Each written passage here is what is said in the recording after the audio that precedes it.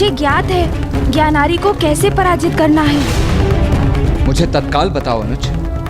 भैया आवेशित प्रतीत होते हैं, मुझे इनके क्रोध को शांत करना होगा। मैं आपको मेरी योजना बताता हूँ, किंतु आप अकेले में ये क्या प्रशिक्षण ले रहे हैं? गणेश, मैं कह रहा हूँ अपना ये परिहास बंद करो और मुझे मेरा दंड लौटा दो। यदि आप अपना दंड चाहते हैं भैया, तो स्वयं क्यों नहीं ले लेते? लीजिए लीजिए लीजिए लीजिए। उचित है फिर। यदि तुम ये क्रीड़ा करना ही चाहते हो तो मैं भी तैयार हूं, किंतु यदि आहत हो गए तो मुझे दोष मत देना। क्या भैया, आप बातें बहुत करते हैं, दंड तो लेकर दिखाइए। अच्छा, तो अब पकड़ कर ही दिखाता हूं।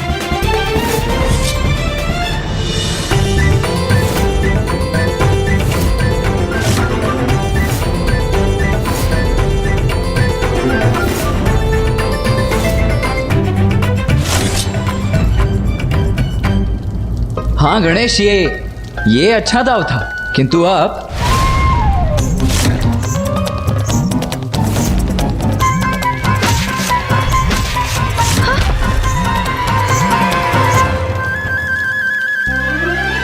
उत्तम, अति उत्तम गणेश। गणेश, मैं तुम्हारे दंड के कौशल से अत्यंत प्रभावित हुआ। तुम में गति है, चपलता भी। तुम इतनी दक्षता से गतिशील होते हो जैसे मानो तुम्हारे लिए कितना सरल है। किंतु गणेश, अगली बार बस इतना ध्यान रखना कि दंड को ऐसे नहीं,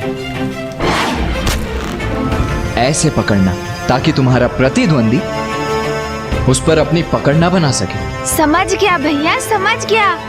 किंतु आप ये बताइए, मेरी दक्षता और मेरे कौशल से आपका क्रोध समाप्त हुआ? गणेश, तुम मेरे अनुज हो और साथ ही मेरे प्रथम पूज्य भी। और यदि मेरा प्रथम पूज्य मुझे कोई आदेश देगा तो मैं उसका पालन अवश्य करूंगा। किंतु तुम्हारा अग्रज होने के साथ साथ मैं एक योद्धा भी हूं गणेश। इसीलिए मुझे यह ज्ञात करने का अधिकार भी है कि तुम क्यों नहीं चाहते कि हम उस उद्दंड ज्ञानारी से युद्ध करें। क्योंकि भैया, जब ज्ञानारी के पिता दुर्बुद्धि का प्राणांत हो रहा था तो उन्होंने मुझसे कहा था, मेरे बाद मेरा पुत्र तुमसे युद्ध करेगा, उसके पश्चात उसका पुत्र। ये युद्ध निरंतर चलता रहेगा। दुर्बुद्धि ने अपने पुत्र ज्ञानारी के हृदय में देवताओं के प्रति घृणा का बीज बोया। वो हमसे घृणा करता है, फिर उसका पुत्र भी ऐसा ही करेगा। और यही ऐसी घृणा की परंपरा पिता से पुत्र को प्रदान की जाएगी और पीढ़ी दर पीढ़ी चलती रहेगी। यदि इसी प्रकार उसके पिता के पुत्र और उसके भी पुत्र से ऐसे ही युद्धरत रहे तो घृणा और ये युद्ध की श्रृंखला तो ऐसे ही स्थापित रहेगी। तुम सर्वथा उचित कह रहे हो गणेश, किंतु असुरों और देवताओं के संघर्ष की परंपरा तो इतिहास के आरंभ से चली आ रही है। इसीलिए मुझे तुम्हारा आशय समझने में कठिनाई हो रही है। तुम कहना क्या चाहते हो, करना क्या चाहते हो, ये स्पष्ट तो करो। भैया, आप उचित कहते हैं। अनेक सदियों से असुरों ने देवताओं के प्रति द्वेष का ही भाव रखा है, किंतु इस परंपरा में मूल परिवर्तन लाने का, असुरों को ये समझाने का कि देवता उनके शत्रु नहीं, इसका अवसर है हमारे पास। हम उनकी घृणा को स्नेह में परिवर्तित कर सकते हैं भैया, और इसका आरंभ हम ज्ञानारी के अल्पायु पुत्र सुबोध से कर सकते हैं।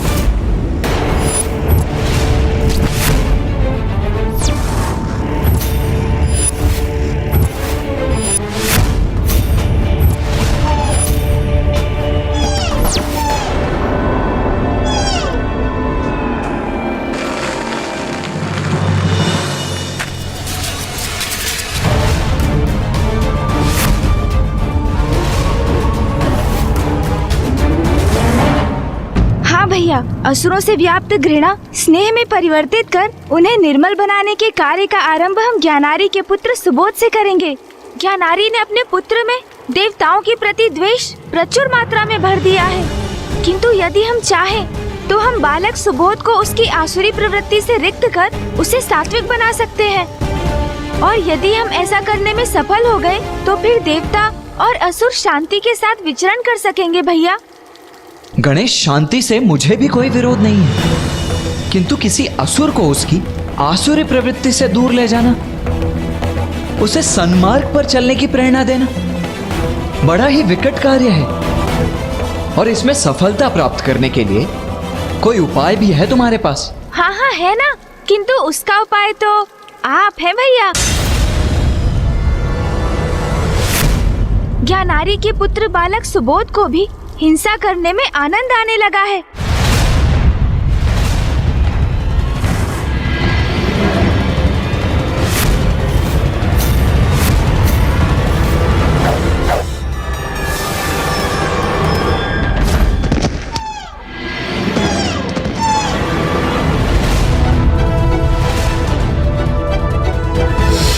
किंतु भैया, ज्ञानारी पुत्र असुर बालक सुबोध में अभी भी बाल्य सुलभ सरलता है, जिसे जिस दिशा में ढाला जाए वो ढलता चला जाएगा। इसलिए भैया, यदि उसे उचित मार्गदर्शन प्राप्त हो तो उसे घृणा के इस बीज को उसके भीतर पनपने से रोका जा सकता है। और ये हम कैसे करेंगे गणेश? हम नहीं, ये आप करेंगे भैया, आप करेंगे उसका मार्गदर्शन।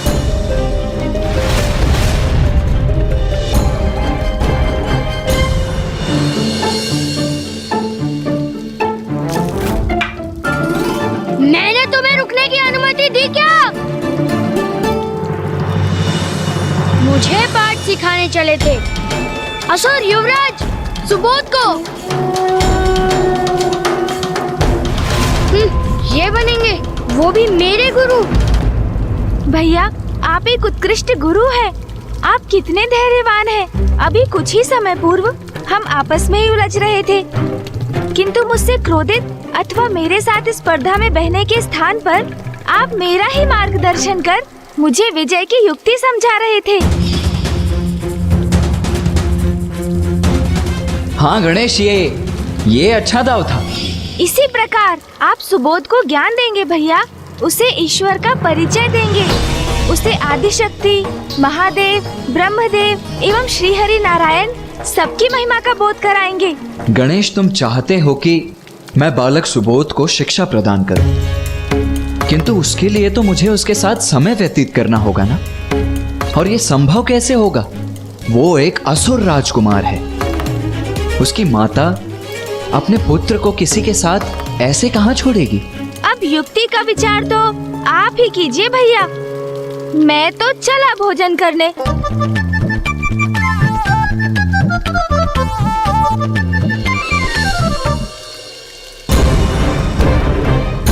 उचित है अनुज, यदि इसमें देवताओं और असुरों के मध्य व्याप्त शत्रुता को मिटाया जा सकता है तो मैं सुबोध का मार्गदर्शन अवश्य करूंगा।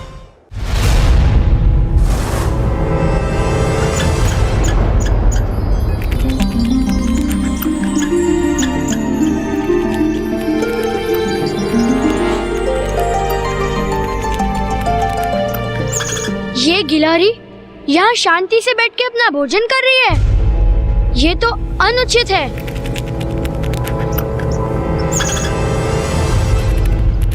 अभी ना इसका अंत कर देता हूँ।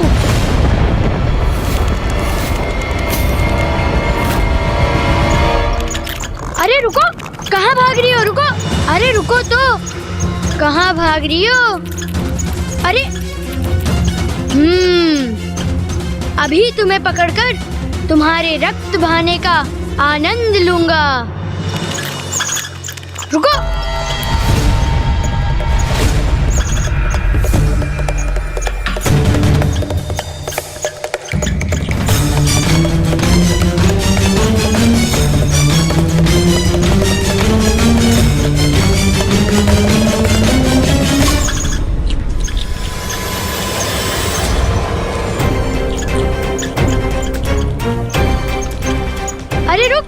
अरे ये अरे भाग गई। उस दुष्ट गिलहरी का पीछा करते करते ये मैं कहाँ पहुँच गया?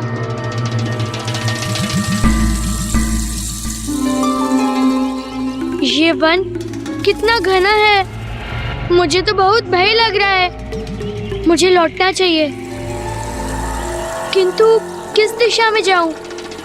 यहाँ से अथवा वहाँ से? कहाँ जाऊं? कैसे जाऊं? किस दिशा में लौटूं?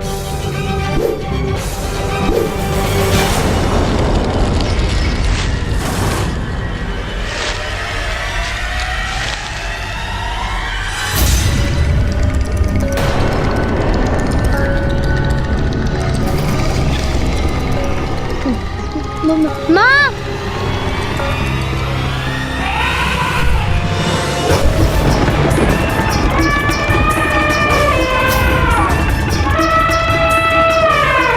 ये माँ का है वंचित, इसका सामना मैं कैसे करूँगा?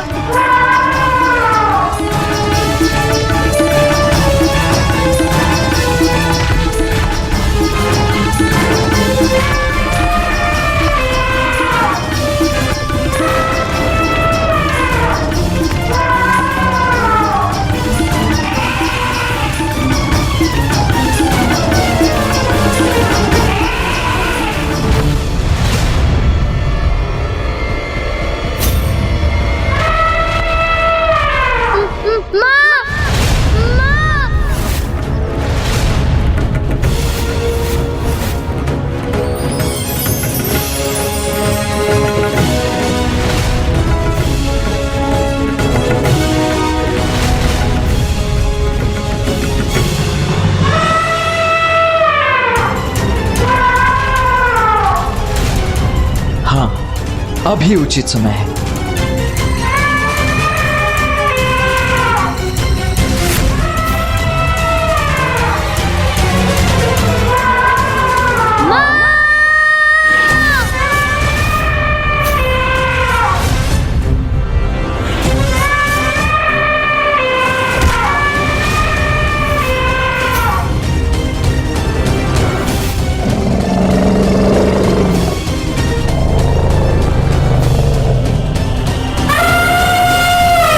इतना बल, वो भी एक साधारण गज में।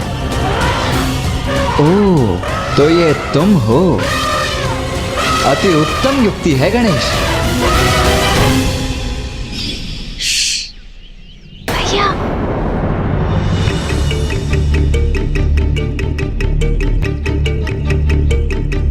गणेश, तुम यहाँ? ओह भैया, मुझे भली भांति ज्ञात था आप सुबोध तक पहुँचने की युक्ति नहीं सोच सकेंगे।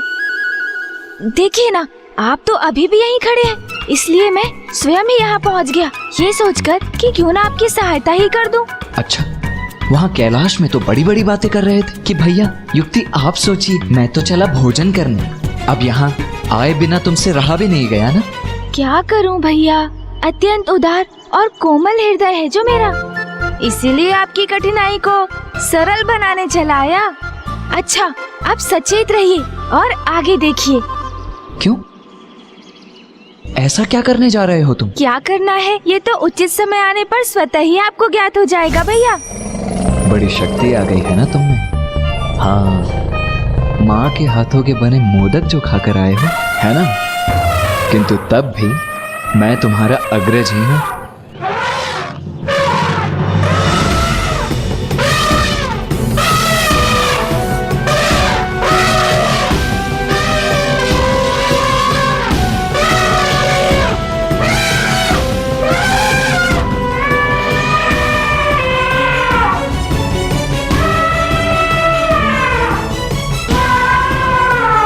भैया, आपको भी अपनी शक्ति का प्रदर्शन करना ही था ना, तो अब वो मुझे भी करना ही होगा।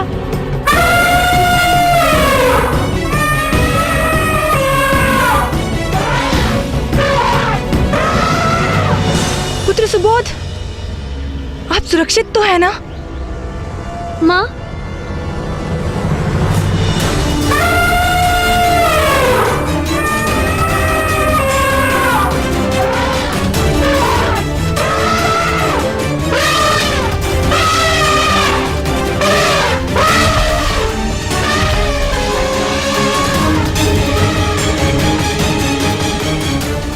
मुझको शांत कर दिया इन्होंने। गणेश, अब इस क्रीड़ा का अंत भी कर देते हैं। हाँ भैया।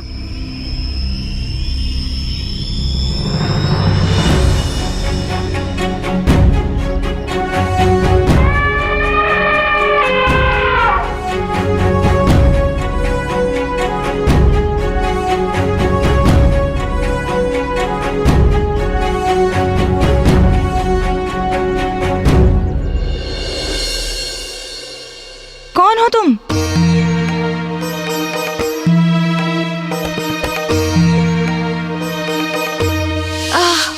भैया ने कितना परिश्रम करा दिया मुझे कैलाश शीघ्र पहुंचकर अपना उदर पुनः भरना होगा। मैंने पूछा कौन हो तुम?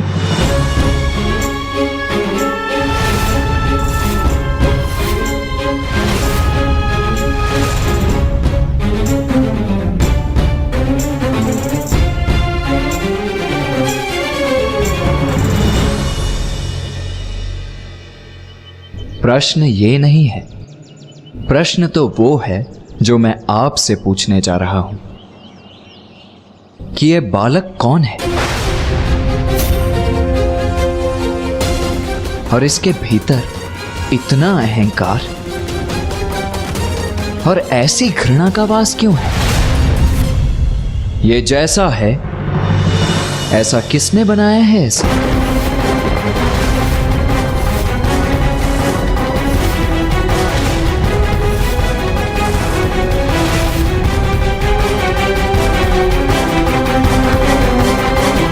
ऋषिवर, मैं असुर महारानी दकिनी हूँ और ये मेरा पुत्र असुर महाराज ज्ञानारी का पुत्र है। ये मेरे प्रश्न का उत्तर नहीं है, असुर महारानी देवी दकिनी।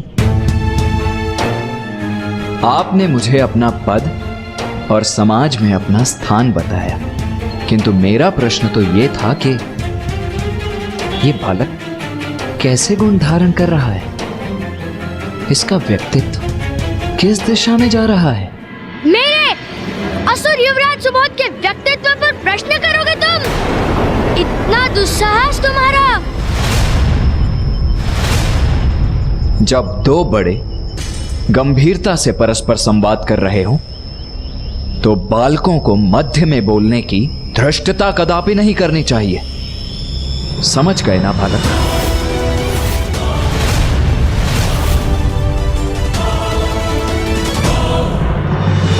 आश्चर्य, किसी ने प्रथम बार अपने कथनों से मेरे उद्दंड बालक को प्रभावित कर उसे शांत किया है। कौन है ये ऋषि? ऋषिवर, मेरे पुत्र सुबोध को हमारे संवाद में उसके इस असमय हस्तक्षेप के लिए क्षमा करें। आपने उचित समय पर इसकी रक्षा की, जिसके लिए मैं सदा आपकी आभारी रहूंगी। आप मुझे अपना परिचय देने की कृपा कीजिए ऋषिवर। बताइए मुझे, कौन है आप?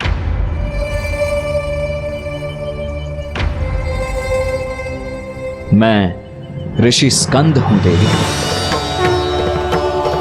अपना तप संपन्न कर मैं अपने गुरुकुल के लिए एक उपयुक्त स्थान ढूंढ रहा हूं। ऋषिवर, तब तो आपकी चिंता का निवारण हो गया। आप अपना गुरुकुल यहीं स्थापित कर लीजिए। इसी प्रकार मेरे पुत्र सुबोध को आपसे शिक्षा प्राप्त करने का सौभाग्य भी प्राप्त होगा। माँ, पूर्व में ही मेरे दो गुरु हैं, तो मुझे किसी अन्य गुरु की क्या आवश्यकता? और वैसे भी ऐसा क्या है जो कोई गुरु मुझे सिखा सकता है? मुझे तो सब ज्ञात है। बालक सुबोध, यदि तुमने अपने गुरुओं के सिखाए पाठ को आत्मसात किया होता तो तुम्हें अवश्य ज्ञात होता कि कोई शिष्य अपने गुरु का चुनाव नहीं करता, अपितु यह तो शिष्य का सौभाग्य होता है कि उसका उचित गुरु उसको शिष्य के रूप में स्वीकार करता है।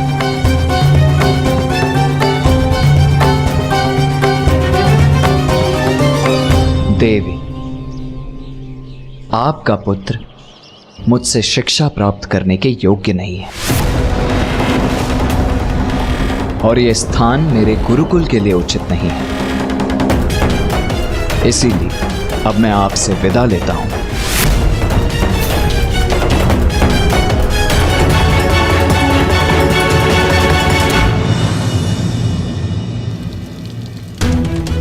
संपूर्ण देव और असुरों का भविष्य अब आपके ही हाथ में है भैया। आशा है इस बार आप बिना युद्ध किए ही विजयी होंगे। पुत्र, मैं तुम्हारी माँ हूँ जो तुम्हारे भविष्य को सर्वश्रेष्ठ बनाना चाहती है।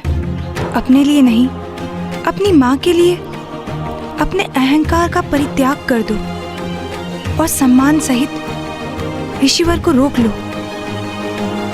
आवश्यकता तो नहीं, किंतु माँ मुझसे निवेदन कर रही है तो रोक लेता हूँ इन्हें। ऋषिवर,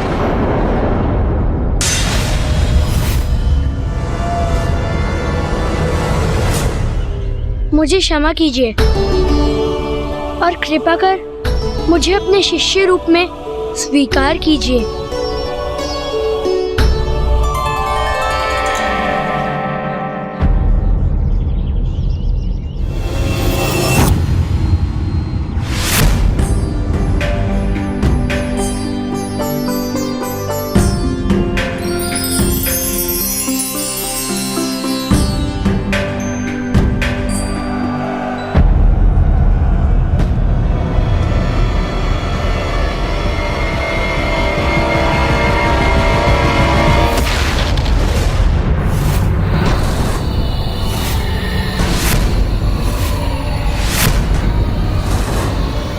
ज्ञानहारी, तुम यहाँ क्यों आए हो? ब्रह्मदेव, आज प्रश्न आप नहीं, मैं पूछूंगा। बताइए मुझे, कहाँ है गणेश? कहाँ छिपा है वो? ये तो बड़ी उत्तम बात है ज्ञानहारी। तुम्हारा गणेश को ढूंढना तो सर्वथा उचित है। गणेश को ढूंढना तो ईश्वर को ढूंढने के समान है और ईश्वर को ढूंढना तो प्रत्येक प्राणी का परम लक्ष्य होना चाहिए। प्रवचन नहीं ब्रह्मदेव, उत्तर चाहिए मुझे। मैं किसी ईश्वर को ढूंढने नहीं निकला हूँ, गणेश चाहिए मुझे। बताइए, कहाँ स्थित है वो? आइए आइए ऋषिवर, गुरुकुल में आपका स्वागत है। ऋषि स्कंद, अब से आपको यहीं इसी गुरुकुल में स्थित रहना है। देवी, मुझे वन में ज्ञात हुआ था कि बालक सुबोध के 2 गुरु पूर्व से ही हैं। उन दोनों का तो कार्य यहाँ से समाप्त हो गया नवीन गुरुदेव। अब तक तो वो लोग अपनी पोटली बांधकर यहाँ से प्रस्थान भी कर गए होंगे।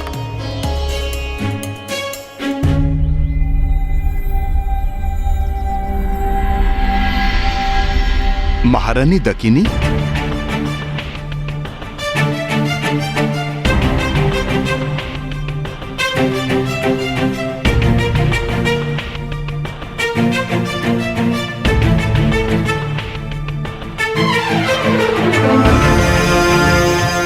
प्रणाम ऋषिवर।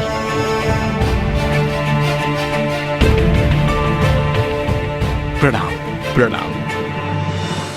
ऋषि हरित, ऋषि अद्वैत, ये है ऋषि स्कंद, जिन्होंने सुबोध को शिक्षा देने का मेरा निवेदन स्वीकार किया है। ऋषिवर, आप दोनों को कहीं प्रस्थान करने की आवश्यकता नहीं है। आप दोनों यहीं रहकर बालक सुबोध की शिक्षा में मेरा हाथ बटा सकते हैं। ऋषि स्कंद, युवराज सुबोध तो अत्यंत ही बुद्धिमान और विवेकी बालक हैं। बुद्धिमान तो मैं हूँ। 2 गुरुओं को एक साथ यहाँ से प्रस्थान करने पर विवश जो कर रहा हूँ। किंतु कदाचित हम ही उन्हें शिक्षा देने में अक्षम हैं। ऐसे किसी व्यक्ति ने इस धरा पर जन्म ही नहीं लिया जो युवराज सुबोध का गुरु बन सके। जैसे मैं इन गुरुओं को यहाँ से भगा रहा हूँ, शीघ्र ही ये नवीन गुरु भी भागते दिखाई देंगे।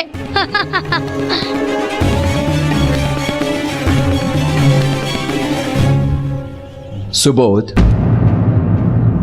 ऋषि हरित और ऋषि अद्वैत के चरण स्पर्श कर उनसे आशीष प्राप्त करो। मैं चरण स्पर्श करूं इनका?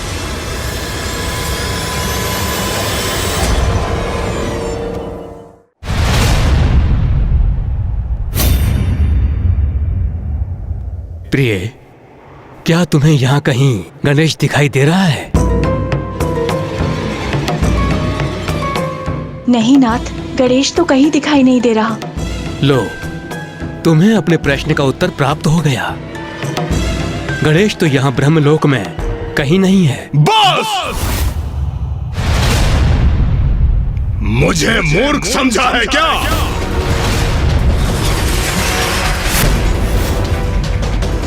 गणेश से तो मैं बाद में निपट लूंगा। वैसे भी मुझे सभी देवताओं का अंत करना है। तो क्यों न मैं आप दोनों से ही आरंभ करूं? क्यों न मैं आप दोनों से ही आरंभ करूं? क्यों न मैं आप दोनों से ही आरंभ करूं?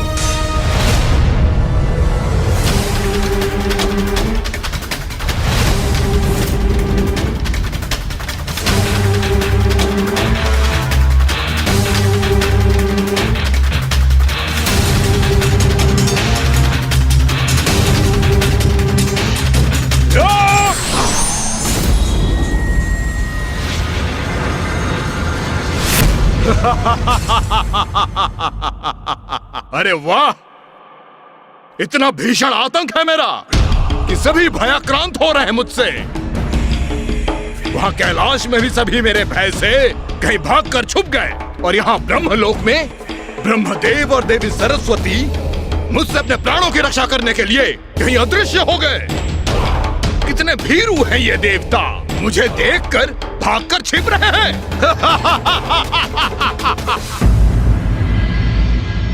ये तुम्हारे गुरु रहे हैं, इन्होंने तुम्हें शिक्षा प्रदान की है, और अब तुम एक नवीन गुरु के साथ अपनी शिक्षा की नवीन यात्रा प्रारंभ कर रहे हो। इसीलिए अपने गुरुओं का आशीष प्राप्त करना तो तुम्हारे लिए अति आवश्यक है। आपको ज्ञात भी है आप क्या कह रहे हैं? आप मुझे, असुर युवराज सुबोध को, इनके चरण स्पर्श करने के लिए कह रहे हैं? कदापि नहीं।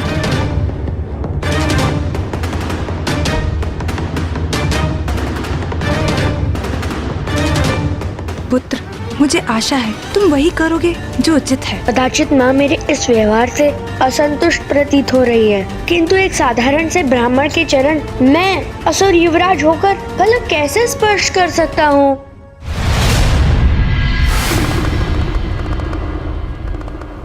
पुत्र गणेश, तुम्हारे सुझाव पर हम ब्रह्मलोक से अदृश्य होकर यहाँ आ गए।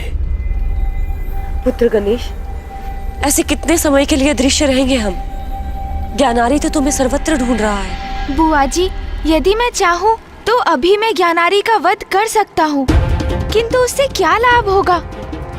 ज्ञानारी के वध से ज्ञानारी का पुत्र सुबोध देवताओं से प्रतिशोध लेने के लिए प्रेरित होगा, हम पर आक्रमण करने आएगा, और ये परस्पर घृणा, शत्रुता, रक्तपात की श्रृंखला अनंत काल तक निरंतर चलती रहेगी। घृणा से घृणा का अंत नहीं हो सकता, वो मात्र प्रेम से हो सकता है, स्नेह से ही संभव है ये। इस घृणा को समूल नष्ट कर देने की हमारी योजना क्रियान्वित हो चुकी है, और मुझे ज्ञात है भैया उसे सफल बनाने हेतु पूर्ण रूप से प्रयास करेंगे। घृणा के बीज को नष्ट कर इस भावना को अंकुरित नहीं होने देंगे वो, और उसके स्थान पर ज्ञानारी के पुत्र सुबोध के हृदय में प्रेम और भक्ति का भाव भर देंगे। गुरुर्गुणवरो गोप्ता गोचरो गोपतिप्रियः गुणी गुणवतां श्रेष्ठो गुरूणां गुरुरव्ययः जेता जयन्तो जयदो जीवो नन्तो जयावहः आङ्गीरसोध्वरा सत्तो विविक्तोध्वरकृत्परः ये मैं क्या करने जा रहा हूँ?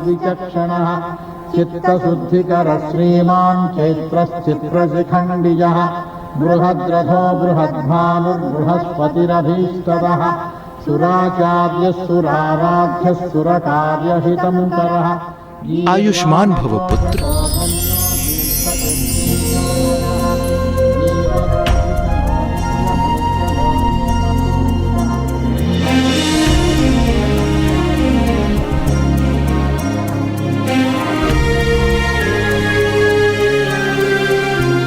समयार्थ रहो, संपन्न रहो, समृद्ध रहो।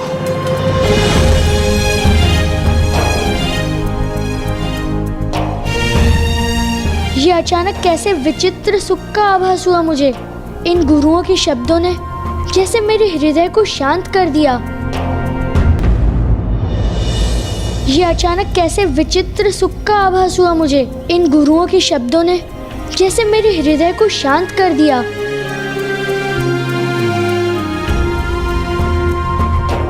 मैंने आप दोनों गुरुओं को बहुत कष्ट पहुंचाया है, किंतु फिर भी आपने मुझे आयु, समृद्धि और संपन्नता का आशीष दिया।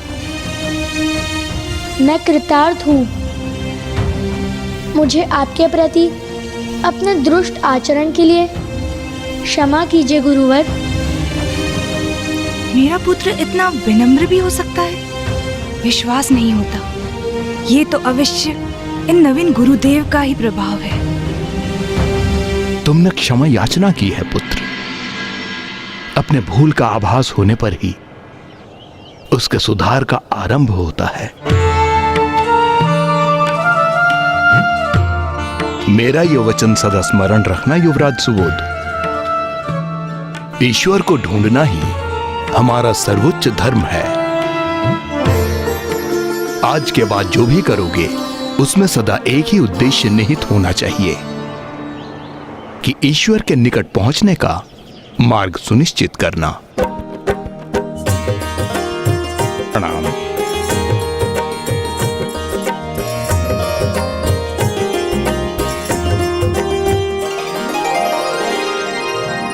पुत्र सुबोध, तुम्हारे नेत्रों में ये अश्रु क्यों? ये तो मुझे ज्ञात नहीं है नवीन गुरुदेव, किंतु जब गुरु हरित और गुरु अद्वैत मुझे आशीष दे रहे थे तब मुझे एक विचित्र सुखमय शांति का आभास हुआ। जैसे मेरे भीतर एक अच्छी ऊर्जा उत्पन्न हो रही हो। और अब जब वो प्रस्थान कर रहे हैं तो एक विचित्र से दुख का भी आभास हो रहा है मुझे। पुत्र सुबोध, जब हम कोई अनुचित कर्म करते हैं, किसी को आहत करते हैं, किसी को सताते हैं, तो हमारे भीतर एक क्षणिक आनंद की अनुभूति होती है, किंतु वो आनंद स्थायी नहीं होता, क्योंकि किसी अन्य की पीड़ा से उस आनंद का अनुभव स्थायी रह ही नहीं सकता। व्यक्ति को वास्तविक आनंद की अनुभूति तो तब होती है जब हमारे कर्मों से किसी अन्य को आनंद का आभास हो। वो सुख और शांति स्थायी होते हैं। ये क्या सत्य है? ये तो मेरा परम सौभाग्य है कि गुरु रूप में ऋषि स्कंद स्वयं मेरे समक्ष आ गए। अब मेरे पुत्र को योग्य गुरु का मार्गदर्शन प्राप्त हुआ है। अपने पुत्र की शिक्षा दीक्षा देखकर स्वामी भी कितने प्रसन्न होंगे।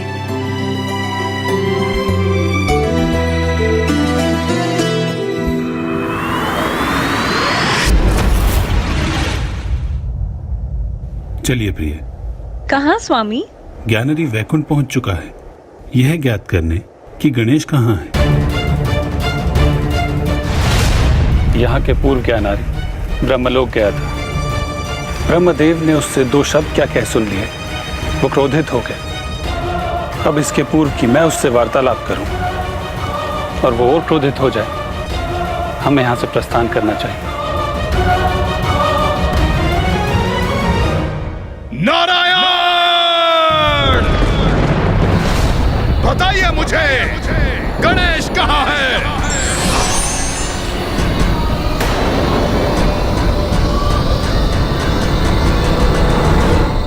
पुत्र सुबोध, आज से तुम्हारा शिक्षण प्रारंभ होगा, किंतु उसके पूर्व तुम्हें स्वयं को प्रमाणित करना होगा कि तुम उसके योग्य हो।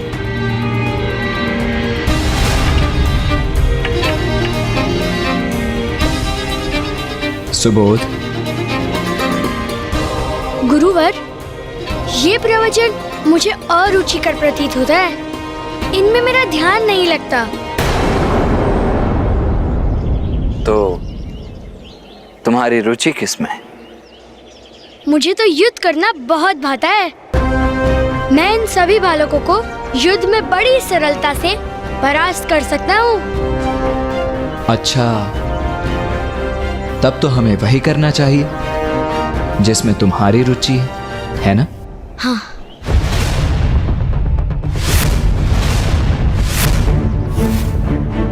सुबोध, तुम सभी बालकों से अकेले युद्ध करेगा। उचित है? तुम सभी अपने अपने अस्त्र अपने हाथों में धारण कर लो।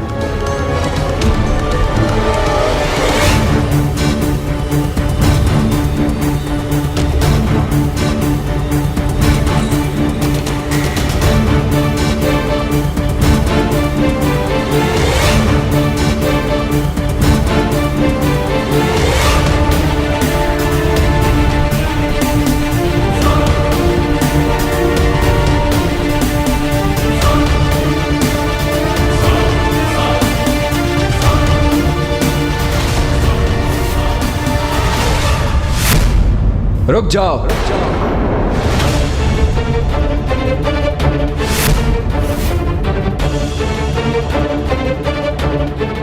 सुबोध, तुम आज काठ के खड़क से ही युद्ध करोगे और तुम सभी अन्य बालक वास्तविक खड़क का उपयोग करेंगे। ये कैसा अन्याय है गुरुवर? मैं युवराज हूँ और मैं वास्तविक खड़क का प्रयोग करता हूँ। मेरे गुरुकुल में तुम युवराज नहीं, मात्र मेरे शिष्य हो। और वैसे भी ये तो तुम्हारा ही कथन था ना कि तुम्हें युद्ध करना भाता है। तो क्या हुआ? यदि इतने ही पराक्रमी वीर हो तो काट के ही खड़क से युद्ध करो इनसे। काट का खड़क है तो क्या हुआ? मैं तो इसी खड़क से इन सभी को धूल चटा दूंगा।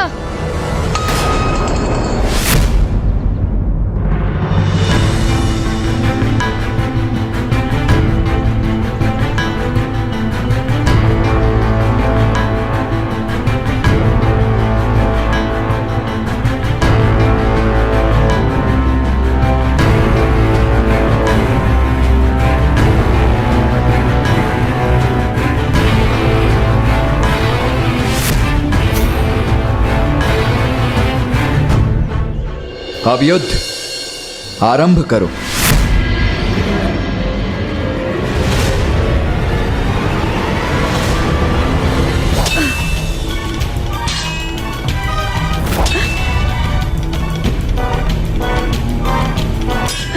बालकों, स्वयं को रोको मत, वार करो, युद्ध करो।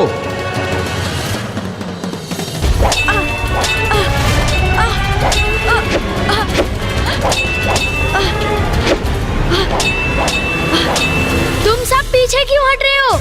वार करो मुझ पर। अब तो तुम्हारे पास वास्तविक खड़क भी है। युद्ध करो मुझसे।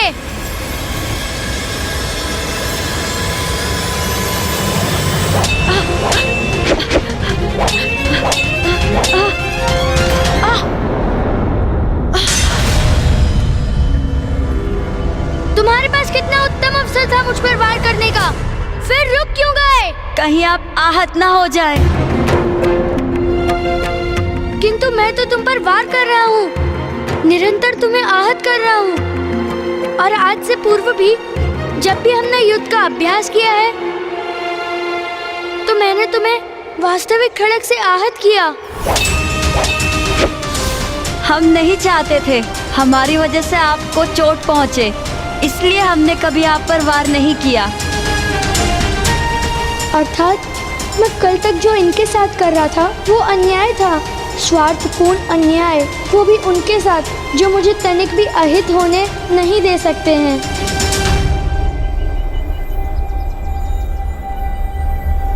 मेरे विचार से आज के लिए ये अभ्यास पर्याप्त है। इसीलिए अब आप सभी वहां वाटिका में जाकर क्रीड़ा कीजिए।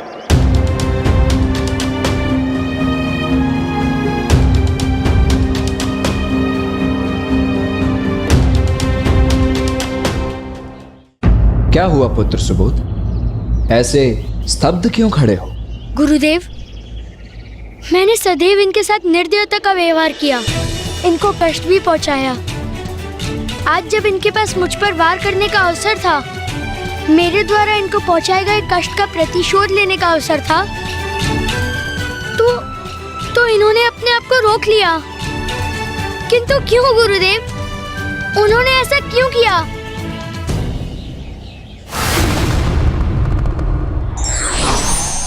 प्रणाम मामा श्री। प्रणाम मामी जी। लो पुत्र गणेश, हम भी वैकुंठ से यहाँ आ गए।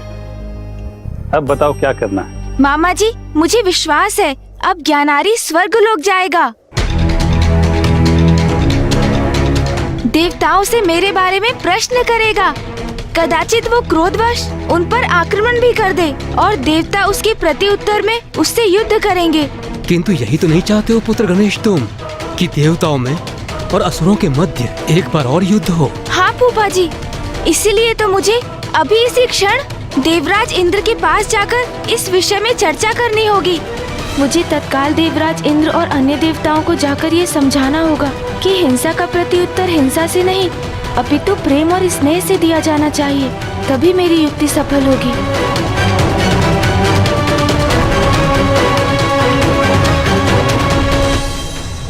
गुरुदेव, असुर बालकों ने मुझ पर प्रहार क्यों नहीं किया? पुत्र सुबोध, ये अवश्य तुम्हें आहत कर सकते थे। उनके पास तुम्हें आहत करने का अधिकार भी था, किंतु जब किसी के पास ऐसा अधिकार और सामर्थ्य हो पर फिर भी वो उसका उपयोग किसी को आहत करने के लिए नहीं अपितु उसकी रक्षा के लिए करता है, तो उसका आनंद ही कुछ और होता है। हिंसा प्रति हिंसा का भाव हमें आनंदित नहीं करता सुबोध, वो तो परस्पर प्रेम ही है जिससे हम आनंदित होते हैं। अब तुम अपने अहंकार से रिक्त हो चुके हो बालक सुबोध, और मेरे शिष्य बनने के लिए तैयार भी हो चुके हो। इसीलिए अब मैं तुम्हें अपने शिष्य के रूप में स्वीकार करता हूं। गुरुदेव, मैं आपका शिष्य बना, ये तो मेरा सौभाग्य है। तुम्हारी शिक्षा कल भोर से ही आरंभ होगी। मेरा यह वचन सदा स्मरण रखना युवराज सुबोध, ईश्वर को ढूंढना ही हमारा सर्वोच्च धर्म है। कौन है वो ईश्वर? सर्वप्रथम हम उस प्रश्न का उत्तर ढूंढेंगे जो इस समय तुम्हारे मन में चल रहा है। ये आपको कैसे ज्ञात है कि मेरे मन में एक प्रश्न उठा है? इसकी चर्चा भी हम कल भोर में ही करेंगे।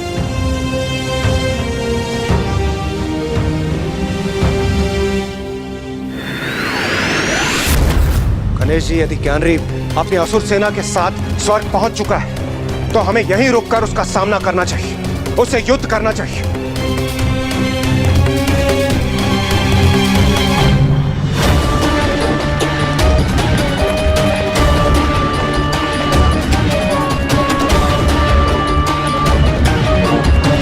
देवराज इंद्र, इसका सदैव स्मरण रखिए कि आज के पूर्व भी अनेकों असुर स्वर्ग पर आक्रमण कर यहाँ अपना अधिकार स्थापित कर चुके हैं, किंतु अंततः उनकी पराजय ही होती रही है, क्योंकि दुष्टता और बुराई का अंत होना तो निश्चित ही है।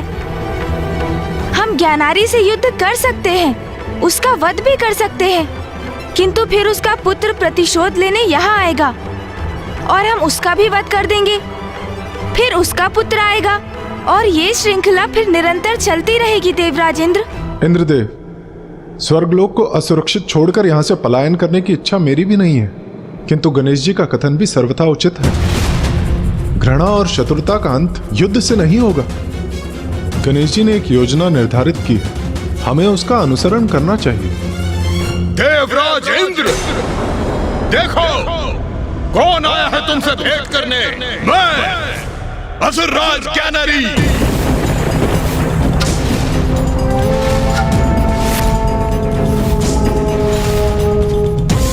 इंद्रदेव, अब सोचने विचारने का समय नहीं है, ये समय निर्णय लेने का है। यदि ज्ञानारी की दृष्टि हम पर पड़ गई तो युद्ध छिड़ जाएगा और ज्ञानारी की पराजय होगी। और फिर तब ज्ञानारी का पुत्र सुबोध और भी प्रतिहिंसा का भाव लिए यहाँ पहुँच जाएगा।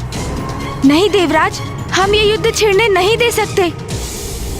कहाँ छिपे हो तुम देवता? ब्रह्मदेव, नारायण, यहाँ तक कि महादेव भी मुझे देखकर भाग निकले हैं।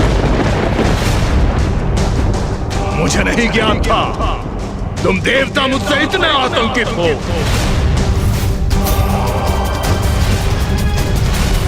इस अभिमानी की धृष्टता का दंड तो इसे मिलना ही चाहिए। देवगण, यही समय है, अभी अदृश्य होना पड़ेगा आप सभी को।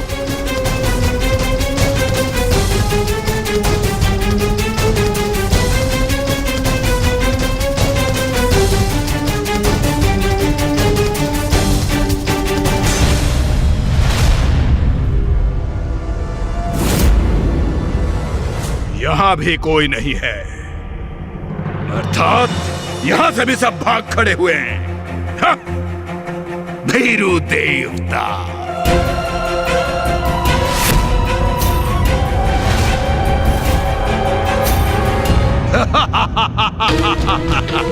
ये तो गणेश जी का आदेश है, अन्यथा इसकी इस उद्दंडता का उचित दंड मैं अवश्य देता।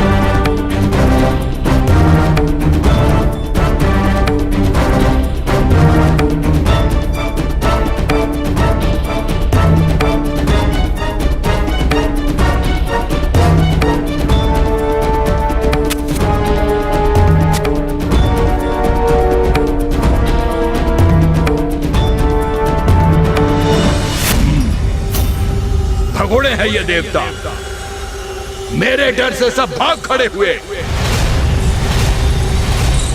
देखिए पिताश्री, मैंने अपना प्रतिशोध पूर्ण किया। अब मैं हूं त्रिलोक का अधिपति।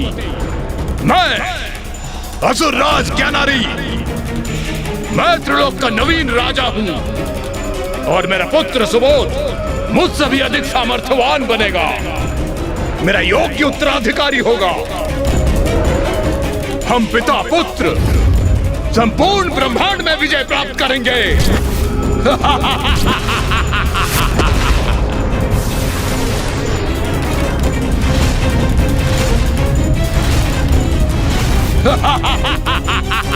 असुर महाराज ज्ञानारी की, असुर महाराज ज्ञानारी की, असुर महाराज ज्ञानारी की, असुर महाराज ज्ञानारी की। व्यथित ना हो, सब कुशल होगा देवगणों। अब हमें यहाँ से प्रस्थान करना चाहिए, चलिए।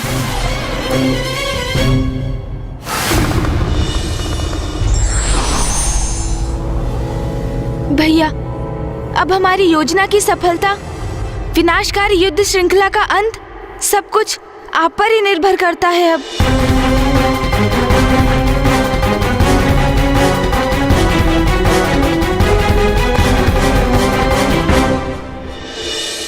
गुरुदेव, क्या क्या अब मैं आपसे अपना प्रश्न पूछ सकता हूँ? हाँ पुत्र, अवश्य पूछ सकते हो। तो मेरी इस उत्सुकता को शांत करने की कृपा कीजिए गुरुदेव। जब ऋषि हरित और ऋषि अद्वैत यहाँ से प्रस्थान कर रहे थे तो उन्होंने कहा था कि किसी भी जीव का परम लक्ष्य ईश्वर को प्राप्त करना होता है। कौन है वो ईश्वर? पुत्र, ईश्वर तो निर्गुण है, सर्वव्यापी है, पंचभूतों में है, सूर्य में है, चंद्र में है, सभी पुष्पों में भी वही है और सभी चराचर जीवों में भी है।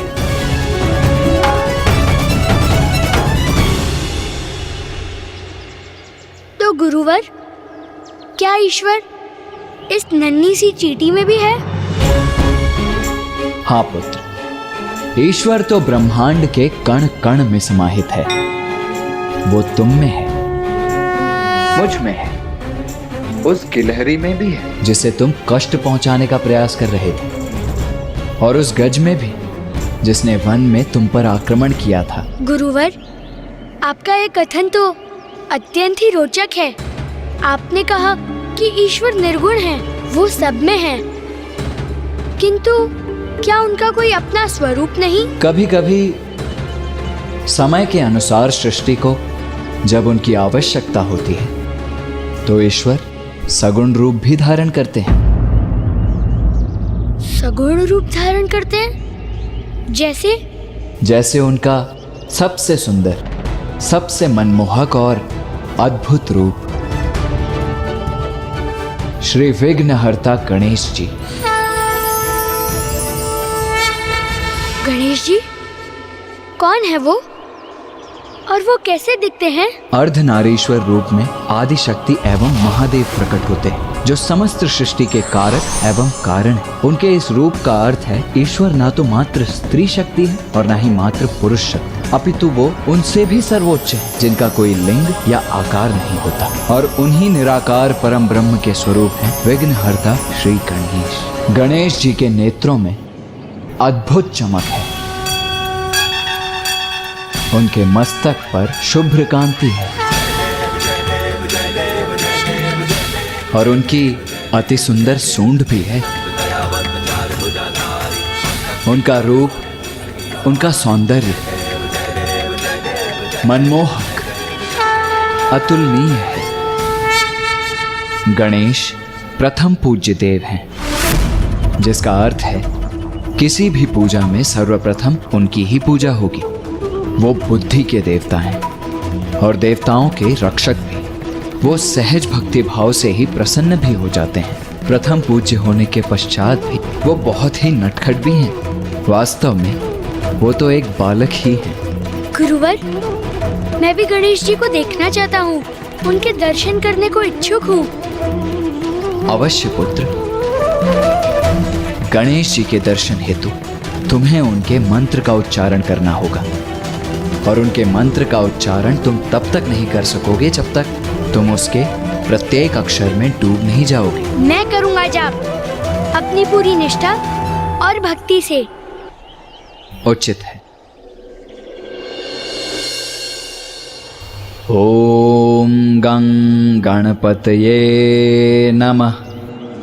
ओम गण गणपते नमः।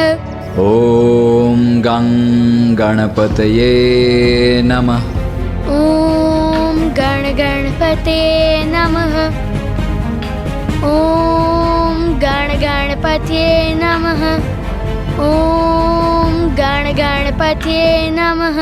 असुर महाराज ज्ञानारी की, असुर महाराज ज्ञानारी की।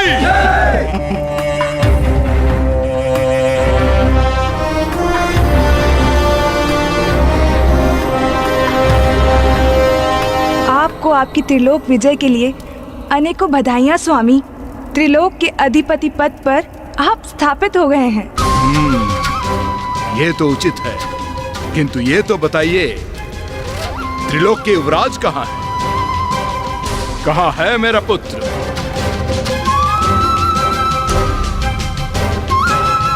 आपको ज्ञात है स्वामी, सुबोध को एक नवीन गुरु प्राप्त हुए हैं। जब से उन्होंने उसे शिक्षा देना आरंभ किया है, कितने परिवर्तन आ गए हैं उसमें।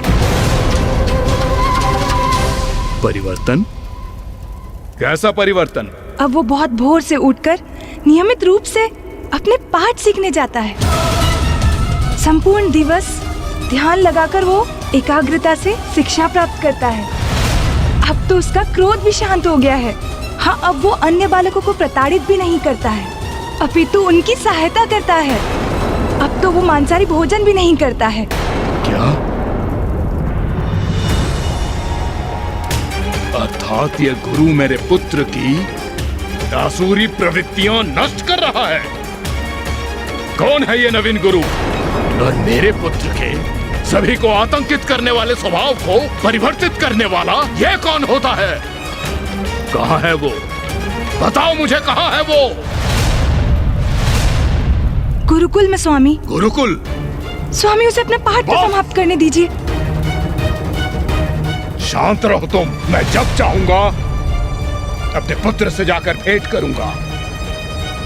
पाठ का समय है तो होगा। समय का बंधन मुझे रोक दे, यह क्या संभव है? स्वामी,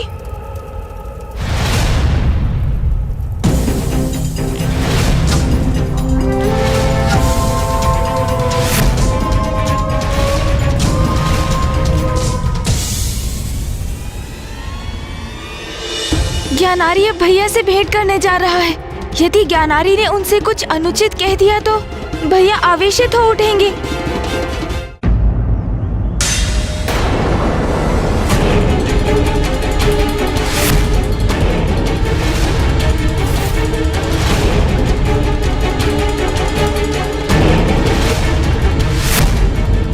इतना दुस्साहस कैसे किया तुमने?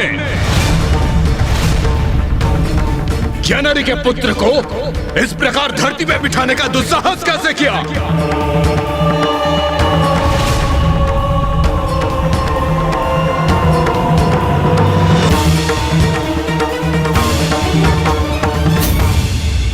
हे ऋषि, मेरा प्रश्न नहीं सुना तुमने? लोक विजेता असुर राज ज्ञानारी के पुत्र को इस प्रकार धरती पे बिठाने का दुस्साहस कैसे किया तुमने? ऐसी दृष्टि गाड़े मुझे क्यों ताक रहे हो? मौन क्यों हो? मेरे प्रश्न का उत्तर दो। पिताश्री, प्रणाम पिताश्री।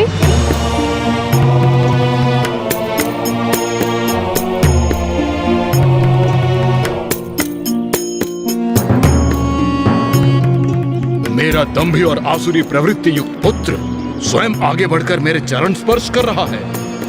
दकिनी उचित कहती है, परिवर्तन तो बहुत है इसमें। मुझे क्षमा कीजिए पिताश्री, मैं अपने ध्यान में इतना गहरा डूब गया था कि आपके आगमन का ज्ञात ही नहीं हुआ मुझे। पुत्र सुबोध, तुम्हें क्षमा याचना करने अथवा मेरे चरण स्पर्श करने की कोई आवश्यकता नहीं है। आओ, अपने पिता के वक्ष से लग जाओ। पिताश्री, ये गुरु स्कंद है और इन्होंने मुझे सिखाया है जो सुख पुत्र को अपने पिता के चरण स्पर्श करके प्राप्त होता है वो सुख अतुलनीय है। और आज आपकी चरण रज अपने मस्तक पर धारण कर मुझे उसी सुख का अनुभव हुआ है पिताश्री। मैं कृतार्थ हो गया। उचित है, इस गुरु का प्रभाव तो मेरे पुत्र पर उचित ही है। पिता पूजनीय है, इसे यह सिखाकर पिता अर्थात मेरे प्रति पूर्ण भक्ति का भाव जागृत कर रहा है ये मेरे पुत्र में। अच्छा, और क्या सिखाया है ये तुम्हारे नवीन गुरु ने? भक्ति के अति सुंदर सुमधुर अनुभव का ज्ञान दिया है इन्होंने मुझे। भक्ति? किसकी भक्ति? ईश्वर की भक्ति। और कौन है तुम्हारा ईश्वर? वही ईश्वर पिताश्री जो सर्वत्र है, सर्वस्व है, सब में है, सब कुछ है, आप हैं। वाह वाह, उत्तम, अति उत्तम पुत्र। मुझे प्रसन्नता है कि तुम मेरे पुत्र को उचित ज्ञान प्रदान कर रहे हो। मैं तो मात्र एक माध्यम हूं, पुत्र सुबोध को सत्य की दिशा में अग्रसर करने का। पुत्र, क्या तुम अपने ईश्वर के प्रत्यक्ष दर्शन करना चाहोगे? पिताश्री क्या मुझे गणेश जी के दर्शन करवाने जा रहे हैं? उनके दर्शन कर तो मुझे अत्यंत आनंद आएगा। अवश्य पिताश्री। आओ, तो फिर विलंब किस बात की, चलो मेरे साथ। जाओ वत्स। उन 4 शब्दों का मंत्र तुम्हें प्रदान कर मैंने तुम्हें समस्त सृष्टि का ज्ञान दिया है। अब मेरे उस पाठ का सदा स्मरण रखना, तो कोई भी कठिनाई तुम्हें स्पर्श तक नहीं कर पाएगी, क्योंकि अब ईश्वर सदैव तुम्हारे साथ है। हाँ हाँ, वो तो है। ईश्वर सदैव सुबोध के साथ है।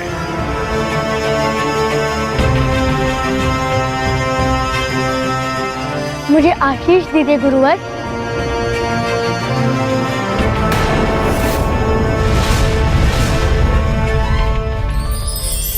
आयुष्मान भव पुत्र। मेरा पुत्र किसी अन्य के समक्ष झुके, ये असहनीय है मेरे लिए। चलो पुत्र, मैं आज अति गौरवान्वित अनुभव कर रहा हूँ, क्योंकि मेरा पुत्र अब मुझे ईश्वर तुल्य समझने लगा है। मैं अति उत्साहित हूँ कि पिताश्री स्वयं मुझे उन वास्तविक भगवान के दर्शन करवाने ले जा रहे हैं, जहाँ स्वयं गणेश जी हैं। सुबोध, तुम्हारा आगे का मार्ग अनेक कठिनाइयों से भरा होगा, किंतु तुमने गणेश जी का नाम अपने हृदय में धारण किया है, तो अब उनकी वही भक्ति तुम्हारी शक्ति भी बनेगी।